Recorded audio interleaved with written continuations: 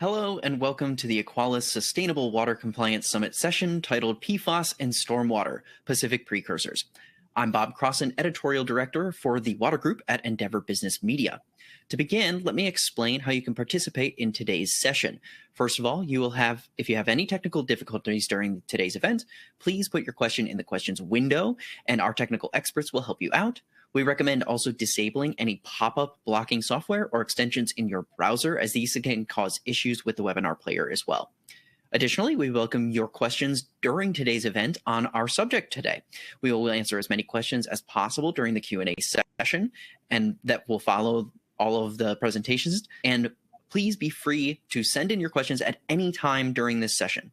To do so, simply type your question into the question window on the side of your screen and hit the submit button. Also, please be aware that today's event is being recorded and you will be notified by email when the archive is available and you can access it on demand for the next 6 months. At the conclusion of the webinar, you will receive an email with a link to download your certificate, which can be used to submit for credit with Stormwater University or serve as one professional development hour for attending today's webinar. Now, let me introduce you today to our session's presenters. First, we have Jonathan Marinek. He has been with SCS Engineers for over 20 years and is an SCS Engineers Stormwater Project Manager and Practice Lead. He is a current State of California Industrial General Permit Qualified Industrial Stormwater Practitioner and a QISP Trainer of Record. He's also a California Construction Permit Trainer of Record. With an eye to clients' operational needs combined with long-term sustainable solutions, he specializes in industrial facilities, permittees, and dischargers. He provides litigation support across a multitude of industrial sectors and has successfully managed site stormwater programs including BMP and pollutant source assessments, stormwater pollution prevention plans, and advanced monitoring implementation plans for hundreds of facilities throughout the western United States. We also have Wayne Rosenbaum. He is a partner of the law firm, the Environmental Law Group, practicing in the areas of environment, land use, and natural resources, with an emphasis on water quality and land use laws affecting infrastructure and renewable energy projects. He develops compliance strategies for clients regulated under the stormwater provisions of the Clean Water Act, the Endangered Species Act, and the California Environmental Quality Act, and other state and federal resources statutes.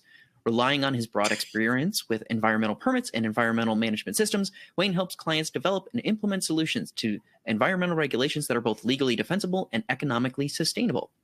Wayne also assists his clients in defending their regulatory compliance programs against challenges by regulatory agencies and environmental groups.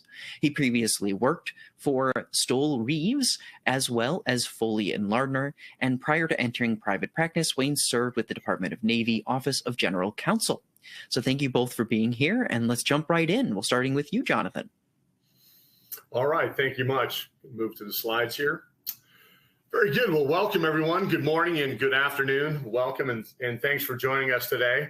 Today we're going to look at PFAS, PFAS and stormwater, potential Pacific precursors, and a look to the west, PFAS as emerging contaminants of concern. We'll look at a brief introduction to PFAS, PFOA, and PFOS, historical sources in the United States, exposure, statistics, then moving on to EPA national emerging regulations and challenges, then considerations and liabilities for stormwater dischargers, potentially some lessons learned so far, and a closing and a look to the future. So without further ado, let's just jump right in. I'm going to step back for a second. This is one of those items that really hit home for me and for our firm and for many in our work groups across California Stormwater Quality Association and others. It is very pervasive and it touches each and every one of us almost in our daily lives. You're reading something about it or seeing it on TV. Being the father of two twin boys growing up in this world, you can't help but think as a parent, as a consultant, that, boy, these things aren't looking good, and we hope to find more answers. And, we have to stay positive as well.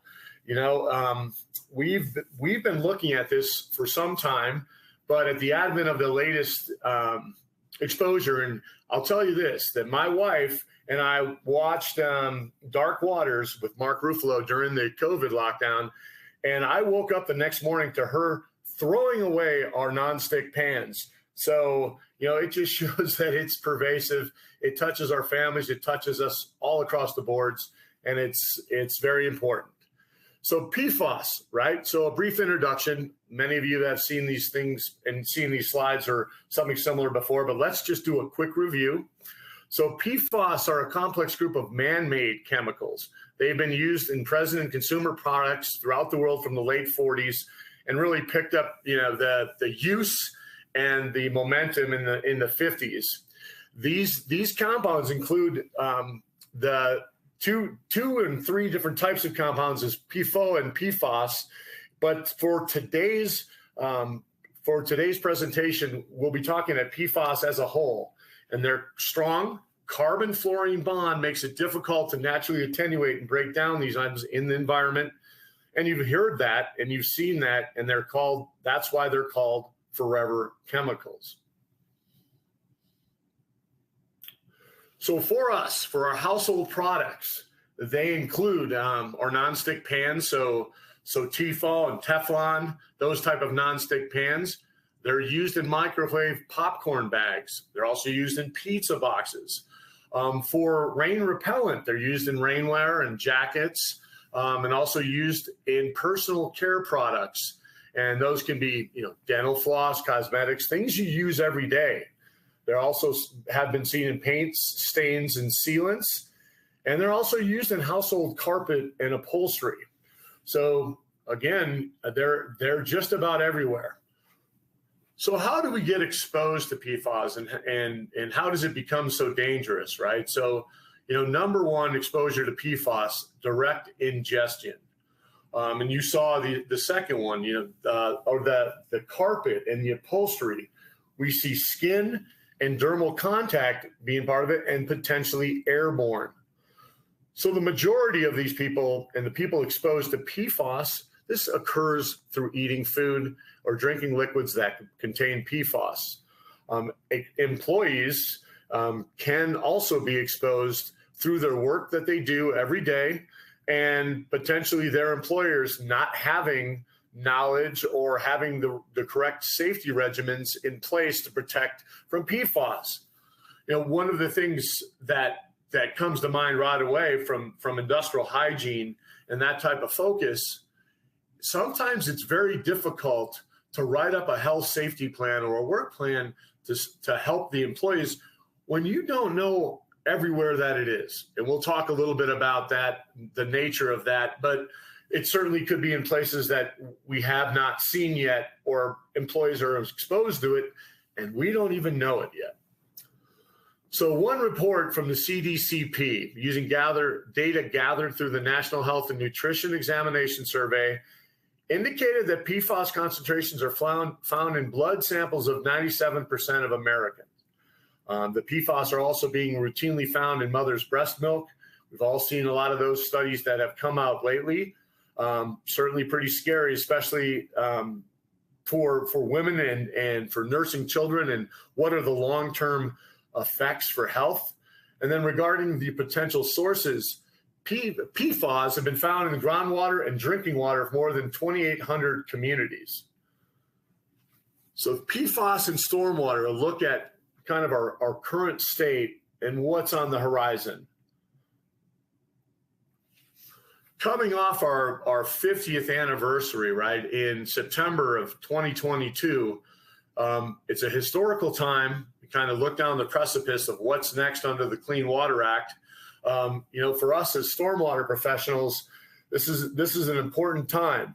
We'll talk a little bit about the advent of PFAS and how it's working its way up to stormwater, but it's fitting that when you look at the commonalities, right, of the Clean Water Act as Congress looked to frame the Clean Water Act in 1969 and 70, going into 1972, one of the things they looked at is the California water quality regulations. And some of those regulations from Congress at a federal level certainly mirrored the California ones because we had water laws that were out in front. Well, some of those things exhibit those same commonalities and parallels between federal and California regulations. So we're drawing a parallel today. And hey, what could be next for other states, especially states that have primacy and that have their own water boards or departments of state health, et cetera, and what might be the fundamental blueprint that we've laid or that is being laid to reduce or eliminate PFAS of concern in stormwater. So we're all pretty familiar with the National Pollutant Discharge Elimination System, or NPDES, as it's referred to. So it promulgated out of the Clean Water Act, but really picked up its teeth in November of 1990, where they promulgated Phase 1 stormwater regulations in compliance and codified other source control and point source discharges. There are different ways that this can come into play, right? So all of these, all of the items under an NPDES permitting schema may have some exposure or some type of regulations that will come out to PFAS, right? We'll see the 250,000 or more in the large and medium MS4 permits for cities. Many of those small MS4 programs are now being kind of brought up into the larger phases in their regional considerations. But construction activities, in California, we have a new construction general permit coming. We also have a federal, erosion and sediment control permit. Are there going to be business materials? Is the lumber wrapped in potentially a PFAS containing material? If I'm doing a pollutant source assessment on a construction site, what else am I looking for? Are there things there I don't even know of? And then I'll skip ahead to residual designations, places like bulk fuel and refineries and certainly landfills or other large facilities that the water quality protection is so complex, they have to write a state-specific or site-specific NPDES permit. All of those are considerations for PFAS, but to keep it a little short and myopic today, we're going to talk more about industrial activities and under the industrial permits. What is the fundamental basis for our industrial permits? That pretty much is our federal multi-sector general permit, which just came out in 2021. It's our new permit. The MSGP is the permitting document for certain areas, and those are including individual state, tribal land, or U.S. territory, or some federal facilities, some mining operations, places like Guam. When they considered the PFAS input into this MSGP, they were under a strict deadline to launch the new multi-sector general permit. Part of that, by the way, was brought by the Waterkeeper Alliance lawsuit against the EPA, which pushed that schedule forward, and PFAS did not make it into the multi-sector general permit, but there was many talks and input about potentially reserving and holding a space for it in the future. So I wouldn't be surprised if we see PFAS coming out in some type of amendment to the multi-sector general permit. So for us, including California, these 48 states that have primacy, in other words, we delve out and we promulgate our own Clean Water Act laws at the state level. The multi-sector general permit serves as a fundamental guidance document. In other words, my state water board is going to, when they put forth their state industrial permit, which they must do roughly every 5 years, the state will say, okay, are you roughly in line with the multi-sector general permit? So it's a benchmark mechanism. And believe me, if you see an amendment for PFAS come into the multi-sector general permit, it will push states even more to follow that. So we're keeping our eye on that. In the multi-sector general permit, right, our federal industrial stormwater permit, it's broken down by sectors. Many of us in the stormwater world, we're used to SIC codes or potentially a crisscross from a NAICS code, the North American Industrial Classification System. But out of that, really, you're looking at sectors. You take a quick look at these sectors, and there's not many of them that you could say PFAS is not in. So it shows how pervasive and how many places it could really be in. Now, like we'll talk a little bit more about landfills. Landfills at SES are a big part of our compliance and our work as engineers. And it's scary. They're not the source. they didn't produce the chemicals like 3M and DuPont, but at our MRFs, at our transfer stations, at our landfills, we're dealing with it on a daily basis. And we've inherited this issue because we're serving the municipalities and the clients that have had PFAS in materials, and now they're being concentrated because they're being brought to facilities in other areas. Some of these areas are production facilities, and they are potentially using PFAS. We'll talk a little bit about that in the later slides. But again, when you look at these sectors, you can see where PFAS has been identified in a lot of these different sectors. So there's a couple states, New Mexico and New Hampshire, at least that have, where the EPA multi-sector general permit are the governing document. In other words, they don't have a state regulation or it's not promulgated to the state to delve out those water laws. So it is the EPA. Well, guess what? These states have already asked the EPA to help protect both groundwater and surface water in their states, right? Through either a wastewater treatment plant or a public-owned treatment works, and then other source or control at the stormwater surface water level. Very good. So simply, it logically follows, right? The two states that the EPA is the governing body, they've already requested that. So it's only a matter of time. So we see the PFAS regulations start to get promulgated further down into those things, into our state regulations. So let's kind of fast forward. Originally, when Wayne and I looked at this, we were going to try to draw correlations, and we were looking at, the permit that came first in Washington and some amendments to their permit, and then a 1200Z permit in Oregon, and then also California. Just for the sake of time, we're going to look at California as a Pacific precursor and kind of try to draw some correlations for you and how this might roll out and affect stormwater. Simply put, at the most simplest side and hydraulically speaking, with our mountains in the east and the Pacific Ocean in the west, basically everything's hydrologically connected. I have the good fortune of being in Lake Tahoe today, and you're just reminded about how important water quality is and how high up on a priority that should be.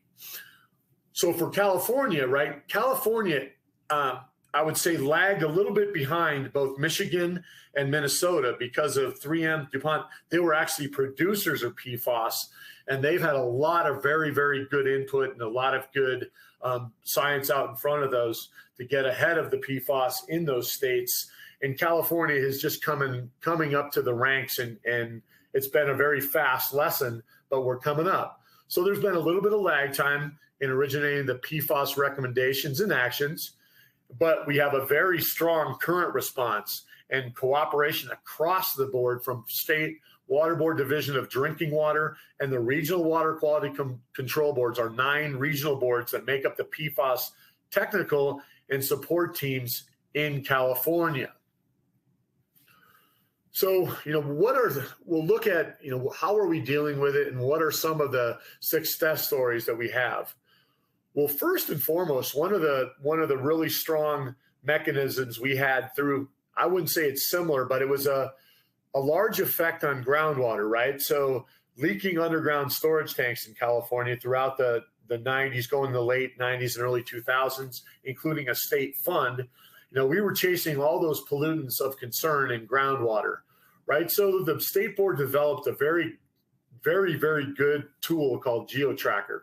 And State Board put a lot of work in it. It's a publicly accessible database. I can go into my online database.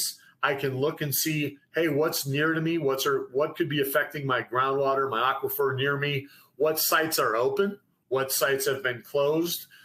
Even through the newer low threat case closure cases, you can see those, and they're readily available to you. So it's a pretty big deal. We're getting through that now. For us in California, I'll show you a quick look at our next slide after this for our mapping. For our priorities in California, this is how it rolled out. So our state water board, right, our state water board and our 9 regional boards took a step back and they said, okay, what are we looking at as far as the highest percentage locations where PFAS has been either implemented or could be potentially affecting drinking water or surface water in these areas? And it rolled out as airports first, right? And why? The AFFF, right? The aqueous foam that's used in firefighting. This was a really important thing. And anywhere that you had utilized and deployed this foam in the past, it really affected those areas. And it was impacts to shallow soil. And the water board issued an order and a directive and said, you have been identified and you must clean this up. I'm sorry, I'll back off. You must identify and characterize the site, and there might be forthcoming cleanup. It was done in a very good way at the state level. It wasn't talking about punitive or damages or anything like that. The first point of order was to assess, to ascertain, how bad is it and where is it. So a couple hundred airports got this order and implemented accordingly. Certainly an area that you can see it's been affected in municipal solid waste and other landfills, including ones that haven't been adequately historically characterized. So landfills are a big portion of it. When you're looking, we're talking about parts per trillion, anywhere from 5 to 70 parts per trillion, even popcorn bags or anything of this ubiquitous nature of PFAS. They could be in a lot of different locations. And it's important to know that, that when it becomes ubiquitous, maybe the assessment and characterization should be done very carefully and upfront without punitive damages, so we get an adequate and good representation spatially and science-based of where it is and what we can do to help it out. One other odd item on here I just noticed, I know that bulk plants, right, bulk terminals and fueling stations also, I shouldn't say fuel stations, but large bulk terminals, because of petroleum being used for gas wells and gas production, and PFAS potentially being used in drilling wells, et cetera, for collecting petroleum. So those are another one. We have wastewater treatment plant and POTWs that are under scrutiny, and they're checking their water. We have Department of Division and Drinking Water checking public water supply wells, looking at the constituents of PFAS within them, and issuing orders to do more work and more characterizations. There are industrial platings and plating facilities and sites that received orders for us to characterize and look at, including ones that we were pretty heavily involved in, and also additional sites and characterizations currently being considered. So for these orders, in California, we kind of have duplicitous regulations. You have your Clean Water Act, and you also have your Porter-Cologne Act. Porter-Cologne is more for groundwater, but it has within it waste discharge requirements. And then you have NPDES and surface water components. Wayne will mention it a little bit later, but I feel like those worlds are really colliding. We're gonna see the outcome of the Maui case and how surface water and groundwater and that significant nexus can be intertwined, but it's only a matter of time. And for us, as being a solid waste advisor and consultant and client advisor, we're seeing both surface water, shallow soil, groundwater impacts for PFAS across the board. So it's important for everybody to work together. So, the bad news is it's ubiquitous and it's everywhere, and we'll speak to that more at the end. But one of the good things that's coming out of this assessment, and some good news on the horizon, is in time and space, where is it happening? What's the data points, right? And to me, when you look at big data analytics and what's coming that way, even through AI, is there better predictability models, and what can we utilize to get there? Well, on the backbone of our state GeoTracker, they've done, our state and regional water boards have done an excellent job as what I can see is going to be one of the best tools in the assessment and characterization is the PFAS GeoTracker map. take a quick look at that, and kudos to our state water board. But you can look and sort these by the areas of concern. It certainly isn't everywhere that has it, but you're starting to see some patterns emerge. And where is it, and what levels of PFAS are being found, or what do we look at? It's a publicly available database to everyone. You can look at it today, and I think it really does a good job. And it's one of our tools that's coming out of it, and that other states hopefully can utilize and reach out to our water board to perhaps help them. Next up, I'm going to turn this over. Whoops, let me go back one. I did it. Go ahead, Wayne. So with that being said, on a positive note, I'm going to turn this over to Wayne and let him take some slides here. Hi. I guess the first thing I would say is, look, PFAS is in some ways a different kind of contaminant of concern because it is so ubiquitous. Because on the one hand, while there may be health concerns associated with PFAS, these are compounds that are not just help us in our everyday lives, are necessary to our everyday lives and health and safety. The best example I can give you is we talk about AFFF foam at airports. But at this juncture, nobody's come up with a replacement as to what it is I'm going to spray on the airplane when it catches fire. So one of the concerns that I have, and I'll try and express it better as we go along here, is balance. Yes, there is some science that says PFAS compounds or some PFAS compounds may be injurious. But yes, there is also a great deal of experience that says PFAS compounds may well be very important to other health and safety concerns.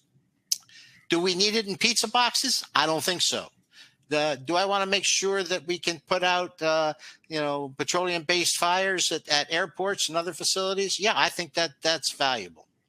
So back to the slides for a moment. California Stormwater, what's next? The State Water Board continues with direct orders to investigate. However, the real piece that is coming fairly quickly relate to MCLs and other California state, although what I'm going to talk about in terms of California, there are analogs in other states, and other state regulations that deal with or could deal with PFAS compounds in water sources, particularly potable water sources, and how that might be addressed through litigation or other means. Under the Clean Water Act, industrial stormwater regulations, remember, it is not just the agency that has enforcement authority. There is a citizen suit provision. So if one can allege that the discharge of a PFAS compound to a surface or groundwater constitutes a violation of the Clean Water Act, that's enforceable by any citizen. And those are enforcement actions that take place in federal court, which makes them very expensive. And it had that those provisions have effectively a one-way fee shifter. If the plaintiff, i.e. the NGO, wins, you get to pay their legal fees. If the NGO loses, they get to walk away scot-free. And so we're going to see in some of these slides, we've had well over 200. Now, these aren't all related to PFAS, but we have had well over 200 citizen suit actions in California alone alleging violations of the Clean Water Act. Now, think about that in terms of all of the places one might find a PFAS compound. Potential use with the Clean Water Act provisions, easily available. As I said, California last year saw well over 200 505 citizen suit cases. The analytical data necessary to bring that suit is effectively up on a public website. And I have the responsibility, I guess the privilege in some ways, of defending a lot of those cases. And my comment has always been, the plaintiff can sue you in his pajamas. They just go to the state water board websites. They look up the analytical data that you, the discharger, have posted. And the next thing you know, you have a notice of intent to sue. PFAS information is also available, as Jonathan was saying, through GeoTracker.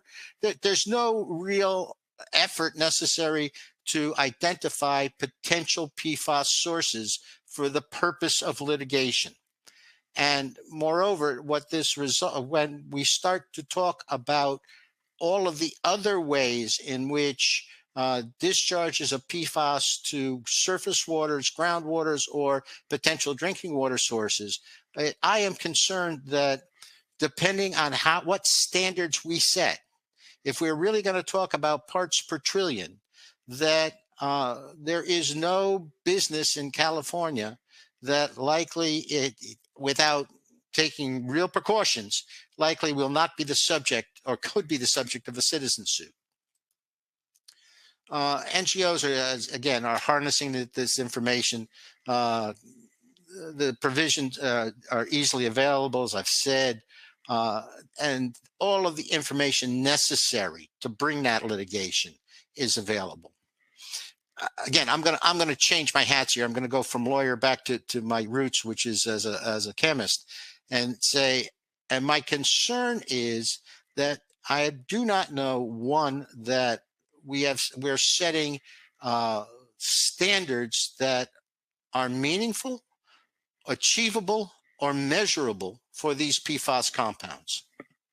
And we will end up then having a federal court judge who has less expertise than I do, opining on, well, is 1 part per trillion too much? Is 3 parts or is a half a part per trillion too little? And how do we measure it? One of the other issues that we see with PFAS, particularly in California, although I should say, to my knowledge, both New York and New Jersey have analogs to this legislation. In California, we have this thing called Proposition 65. Most of you know Proposition 65 based on those warnings that you see on everything. Warning, this product contains, something that is known to the state of California to cause cancer or reproductive harm. That's the warning leg of Proposition 65. But Proposition 65 also has a drinking water provision. It says that no person in the course of doing business, and I'm going to read this to you, shall knowingly discharge or release a chemical known to the state to cause cancer or reproductive toxicity into a water or into land where such chemical passes or probably will pass into any source of drinking water, notwithstanding any other provision or authorization of law. Hypothetical. You have a facility. In that facility, you have a whole bunch of Kynar gaskets that you use to manufacture your product. And those gaskets are stored outside, and somebody comes along and says, you know what? You are discharging a PFAS compound that is released from those Kynar gaskets into a potential drinking water source. Guess what? You are now subject to litigation under Proposition 65. Much like the Clean Water Act, the Proposition 65 case says, if the plaintiff wins, not only do you get to pay penalties and mitigate and do some sort of mitigation and pay for some sort of supplemental environmental project, but you get to pay the plaintiff's legal fees. And so we have a whole section of the California bar and similar, as I said, similar analogs, at least in New York and New Jersey, that are effectively encouraged to find these kinds of cases and to chase them because there is no downside risk and significant upside gain in terms of legal fees. Thus, many of these cases end up being settled out of court. So what can we do? Well, knowledge is our best defense. And what I mean by that is we need to have a comprehensive inspection and analysis of the pollutant sources that may be associated with our business, as well as a comprehensive inspection and analysis of sources that are not associated with our business activities. What are all my industrial activities if I'm talking about an industrial facility? What are all my industrial materials? Of these, which ones are exposed to stormwater? i.e., what are those kinds of industrial activities and materials that I have related to my facility, either in the manufacture of the finished product, either in the finished product or in the manufacture of that product, that might contain PFAS compounds? Now, the state of Maine regulations are driving us to identify all of the PFAS compounds in all of my finished products. And while it's a state of Maine statute, essentially, if you're going to sell products anywhere, if one of them gets into the state of Maine and you haven't gone through that analysis, you're in trouble. So it might as well be a national standard. And of these, then, of either my finished product or my raw materials or my waste materials, which are exposed to stormwater. This is something that really does require an expert analysis, and it should be done from a reasonable person standard. And so both Jonathan and I recommend to our clients, look, water quality, stormwater regulations, particularly with the onset of PFAS, is not something that typically small to medium-sized businesses have internal staff that are really spun up. They have a whole bunch of other issues to deal with. Now, yes, for my Fortune 100 companies, I can train, or they have an EH&S department that may have an expert just to deal with stormwater and water quality. But for the vast majority of my clients, they need competent, expert outside help. And because of what I mentioned to you before in terms of exposure to litigation, it's really a cost benefit.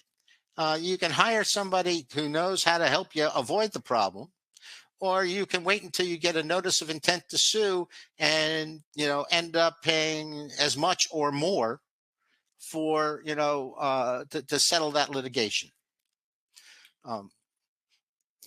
What else is on the horizon? EPA is clearly, and when we made these slides, I said potentially. It's no more potentially. EPA is moving rapidly towards establishing maximum contaminant levels or drinking water standards for PFAS compounds. Once those MCLs are established, they will be adopted by most states. In California, it will get adopted. They will get adopted by the State Water Board, and then immediately incorporated into what are called our basin plans. We have 9 regional boards. There are 9 basin plans, and the MCLs will then become water quality objectives for each of those basin plans. Once they are incorporated as a water quality objective, then an exceedance of that MCL and any effluent discharge could cause or contribute to an exceedance of a water quality objective, thereby exposing the discharger to enforcement either by the agency or more likely through an NGO. I.e., you have your facility, you sample your stormwater, you've decided that you need to sample for certain PFAS compounds because, after all, you have people working inside and outside and they wear waterproof suits, or for whatever reason, or you're a waste transfer station and you know that as part of a waste transfer station, you pick up pizza boxes and McDonald's containers. Whatever the reason, you've sampled for it and it now shows up. And once those MCLs are in place, you will then have the burden to show that you are not causing or contributing to the exceedance of a water quality objective. Now, remember that when we talk about stormwater, when we talk about the Clean Water Act, we were historically talking about surface waters. However, since the Maui case, we now have which is Maui versus Hawaii Wildlife Fund. In that particular case, what happened was that a wastewater treatment facility was discharging their effluent into the ground. And the plaintiffs alleged that water then was getting into the Pacific Ocean and therefore was a point source discharge that was subject to Clean Water Act regulation. Went up to the Supreme Court, it's come back down, but the general rule, if there is one, is, hey, if you discharge a pollutant into the groundwater, and that groundwater, now there has to be what's called a significant nexus, et cetera, but that groundwater shows up in a surface water. And as Jonathan says, in California, you start at the mountains, you get down to the sea, not highly unlikely that that's exactly what's going to happen. And if that water then contains a contaminant, you're subject to citizen suit enforcement under the Clean Water Act. Take-home messages, this stuff is ubiquitous. And how we are going to deal with it is really a question of challenges, but opportunities, assuming we act now. We really do need to increase public knowledge and awareness as to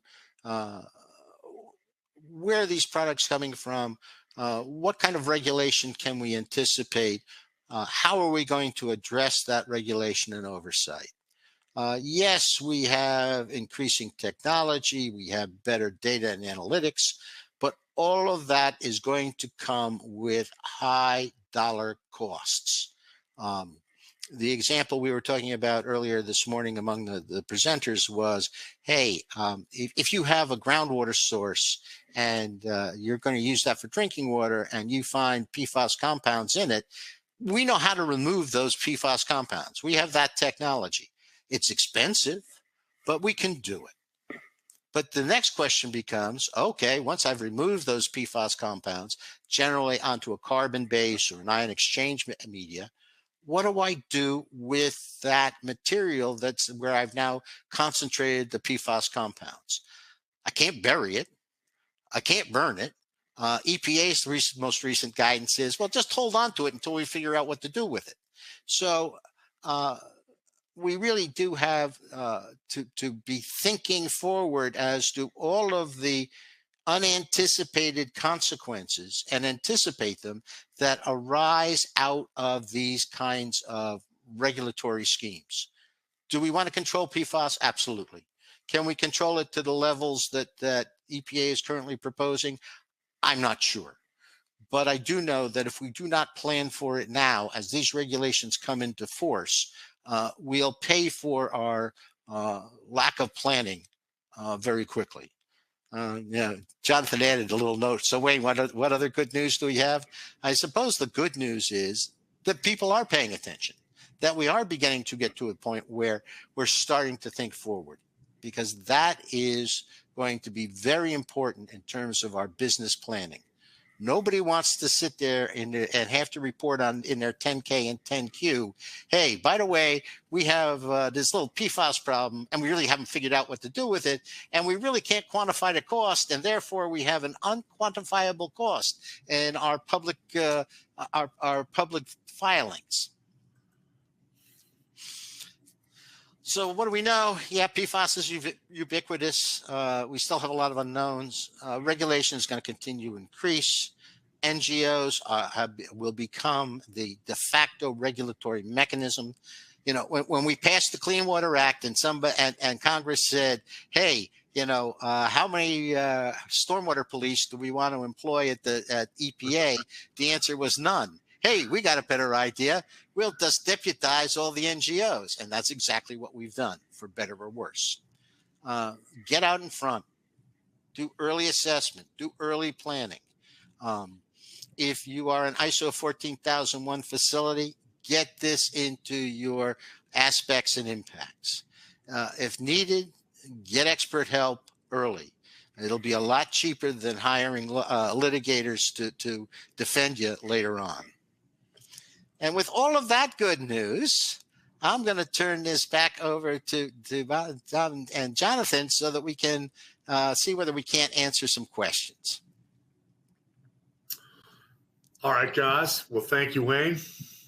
One thing I will add, what we're seeing across the board too is the labs and the purveyors of active treatment systems. They're all heavily vested, and the expenditures of R&D has gone way up, and you are seeing them heavily involved in this. And again, that rising tide hopefully will help everybody for PFAS. But I just, it's with it being so ubiquitous, it's easy to get down the PFAS rabbit holes, right? But at the end of the day, we want to stay positive and just push on through. Yeah, well, I can share some of the questions. We actually have quite a few rolling in already. First one here, this is kind of statement, kind of question is, would you consider the realization of the reality of PFAS to be our, quote, asbestos moment? Is it as bad or worse? So sorry to, you said let's be positive, but this one's kind of going the opposite direction. But Wayne, you want to take that one? Yeah, I would. In some ways, I think it is worse. Yes, we identified asbestos as a problem. We were able to identify, however, measurable standards for it. And then we just, we said essentially no more asbestos. So we were looking at a historic problem. I'm not sure how we are going to say that every compound containing 1 carbon and 2 or more fluorine molecules can be removed from use or the environment. So depending on how we define PFAS, depending on what standards we set, I think it's going to be a heck of a lot worse. The other problem is asbestos contamination is not to my knowledge, at least in California, enforceable by citizen suit. PFAS is. Oh, interesting. Okay. One question here was there any checking for Gen X? I didn't see it listed. I think this came in while you were speaking, Jonathan. So wanted to pose that one to you. Yeah, it's starting to roll out, and you see it more and more. We tried to stay pretty focused on this one, but I just saw an update to our state, and that Gen X chems are coming next. So yeah, right. It's a really Tina, that we can talk a little bit offline, but you're seeing it, right? PFAS. It's some people say it's growing. It's going linear, vertically, and then kind of horizontally to the other compounds. I feel like it's a big bang, and it's moving in all directions. It's like playing PFAS whack-a-mole, right? There's just other compounds, other things, and it's like, be careful what you look for, because when you find it, then what? And there's other things popping up all the time, and Gen X will be one of them. Yeah. Got another one here. How do you see these ruling out for the Great Lakes and surrounding states? In specific, who would be in charge of making sure discharges are being inspected and within the pollutant loading requirements to not include PFAS as it relates to municipal entities, commercial, industrial, municipal, residential, etc.? Yeah, Wayne, I'll take a quick one. Yeah, so you go first on that one. Yeah, go ahead. Please do. Look, and again, I'm going to say this with the caveat that I don't have a huge amount of expertise in the Great Lakes area. What I think we are seeing nationally is some consistency in source control. There are what now? I believe 17 or 18 states that have banned the intentional use of PFAS compounds in food packaging, as an example. So I think we're going to see some consistency and some meaningful regulation on the source control side. And again, Maine, I think, is going to be the leader in a lot of that. But on the other side, who's going to be responsible? One, it's going to vary from jurisdiction to jurisdiction. But two, this is going to be I believe will end up in one of these situations where everybody is going to point to everybody else. Okay, it's in the discharge from the MS4. And you say, oh, my goodness, we have PFAS in the MS4. And the MS4 says, well, you know, I'm meeting the MEP standard, the maximum extent practical standard. We'll go up line. We'll start to regulate everybody up line. One, just with the atmospheric deposition, I'm not sure that regulating everybody who put anything into that storm drain or sanitary sewer is going to reach the parts per trillion level. Given what we know about atmospheric deposition. And two, even if you could, I'm waiting for the first jurisdiction that wants to regulate PFAS from Mr. and Mrs. Voters' discharge.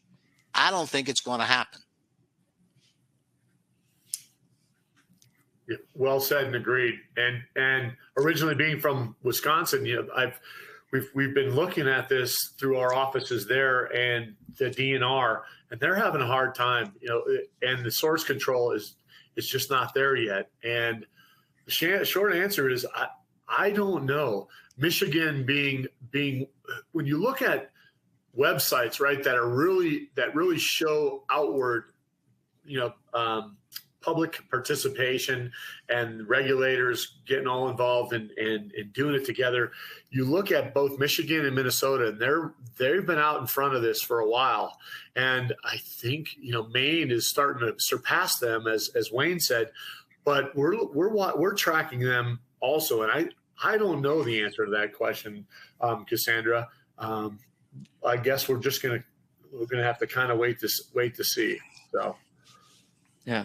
Well, kind of touching on what you were bringing up there was how likely will forthcoming legislation put the onus on municipalities to manage PFAS versus the point sources? So tying into that point source thing, do you have any comments on that particular side of the already exists. If you have if you are a municipality and you have, and I'm going to stick with stormwater, but if you have an MS4 permit, part of that MS4 permit is you are supposed to identify and eliminate what's called illicit discharges. And it would take me about 30 seconds to write the citizen suit that says, aha, you have PFAS in your effluent discharge, and you have not, to the maximum extent practicable, eliminated those through your illicit discharge elimination program. Thank you. Pay me $1 zillion in legal fees. Yep, agreed. Not much more to add on that. I see number 13. This is a great question by Leonard of Reconserve. It says, it is my understanding that collecting a sample and I'm sorry. It is my understanding that collecting a sample and testing for PFAS is extremely difficult to do without inadvertently contaminating the sample. What kind of insurance is there that publicly available PFAS data is actually valid since the reported concentrations are so low? You know, did they wear sunscreen into the laboratory analysis lab, right? The closed area. This one is we just sat through an enthalpy regulatory, and this is going to be extremely difficult. You know, these we're in an area of concentration that we've never really been to before. You know, and this goes to what Wayne said earlier about really looking at your, you know, Fortune 100, sure, they'll have EHS folks that can help with this and things, but it's really important that you QA/QC that data, you know, and have some expertise in that, because it's going to be really important for people to review that data, and hopefully it gets vetted sooner than later, because I think that is a great question, Leonard. I don't know if there's a perfect answer to that either. There's some unknowns there, and hopefully it gets better as we move forward. When we first saw this, right, I heard the number early on, the 70 parts per trillion, and then I saw the new drinking water. They're talking about 0 to 5 parts per trillion at around the MCL for drinking water. I mean, even going from 70 parts per trillion down to 5, I mean, makes it just extremely, extremely difficult for a lab to get there. So I'll be curious to see how this rolls out, and it's kind of a stay tuned moment, I guess.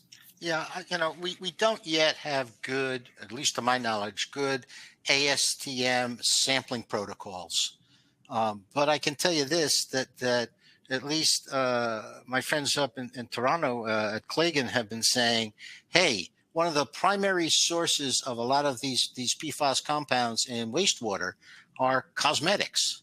So are you going to have to say to anybody from the point of collection to the point of analysis, no, not just sunscreen, no cosmetics, no eyeshadow, no nothing, no lipstick, because the vast majority of those products contain PFAS. That's what makes it feel so smooth. So, and I'm only using that as an example, but I don't know that we have good sample collection protocols that reflect the ubiquitous nature of the product. Here I goes the chemist again. And the fact that, not only is it ubiquitous, but we're trying to measure it at levels that are so excruciatingly low. Mm-hmm. Yeah. I had a good question here regarding stormwater. What funding sources are in place for forthcoming to help municipalities fund monitoring and remediation for PFAS? I know this exists on the drinking water side, but I'm not as familiar as the stormwater or clean water side. Do you have any information on that element? Yeah, varies from state to state. In California, as an example, the answer is none, zippo, nada. Other states have different approaches. But yeah, this is, and we are not talking about millions. We're talking likely billions of dollars if we're really going to try and achieve the goals that EPA is laying out here. Yeah. I don't know what to do with my waste transfer stations. I mean, how are we going to make sure that every waste transfer station and on Jonathan's side, every landfill isolates and avoids any discharge of PFAS compounds? Maybe I can do it, but what's it going to cost? That's right. I ran over a popcorn bag today during a rain event that was upgrading a sampling point too, and now my PFAS is over. Can't treat it as an outlier because we accept those types of things every day at my Murford Transfer Center, even landfill. It's really going to be tough. There's a couple questions here, and this is going to combine kind of what a couple people said. Chad brought this up about, will simple source control be enough? Do building products have these chemicals? Wayne and I talk about this, and we've talked about it before. So you heard him mention, you'll need an expert, and California has a program called the Qualified Industrial Stormwater Professional, but even more engineers and things of that nature that are very well versed in looking at industrial stormwater. Okay. And then you heard us talk about a pollutant source assessment, right? So I'll let Wayne take this, but the segue is, hey, I'm worth my salt. I'm out there doing whatever I can, my due diligence for a pollutant source assessment. And that might take me, and Wayne mentions it from his metals industry. What if the SDS sheet from China or somewhere else doesn't even have PFAS in it yet, or they don't even know if it's in it? Where does the due diligence start and end as far as that pollutant source assessment? I'll take it in a couple of pieces. First of all, an SDS sheet, particularly an Asian SDS sheet, in my humble opinion, what I tell my clients is an interesting document that you may want to use for target practice because it's likely not valuable for any other purpose. You're also right that most of the SDS sheets, because of the levels we are talking about and the newness of this issue, will not reflect these compounds at all. It's not on the radar. And so what you're really forced to do is to go beyond the SDS sheet and start looking at, some of them are easy. Look, you got a Teflon fitting, you got Teflon tape, you got Kynar components, they're there. You have certain kinds of waterproofing, it's there. Others are going to be much more difficult. And again, for my larger clients, for my Fortune 100 clients, there are a couple of labs, one of them up in Toronto, that we say, hey, I don't know what's in this thing. What's in this thing? And they're particularly set up to deal with what I would call chemicals of concern. Their focus is Prop 65 and PFAS. So we send them something and they say, oh, yeah, we've seen one of these before. You do or you don't. Yeah, we're going to have to really rethink how we identify potential sources. And again, because we're looking at such low numbers, I can't afford to make a mistake. Because if I do, and this thing, if I have some sort of PFAS compound in the paint, and I have some sort of PFAS compound in the paint on a car or some other surface of a car, and I park that car outside, guess what? Likely I'm gonna, have an issue. Mm-hmm. Yeah. Well, I'm afraid that we've run out of time. I know we have quite a few questions that are in the queue here, and we'll make sure to get those to our presenters so they can answer some of those offline, and we can get to you via email. Just as a reminder, at the conclusion of this webinar, you'll receive an email with a link to download your certificate to use for Stormwater University credit or 1 professional development hour for attending the webinar. That concludes our presentation. I'd like to thank both Jonathan and Wayne for participating again in today's event, and of course for all of you for joining. Do not miss our next session, Funding and Grants for Your Projects. You can join the session by exiting out of this event, going back into the agenda, and selecting the session by clicking on the View Session button for the Funding and Grants for Your Projects session. We also have another PFAS session later this afternoon, so check out on that as well. Thank you so much for attending, and we will see you with our next presentation. Thank you. Thank you.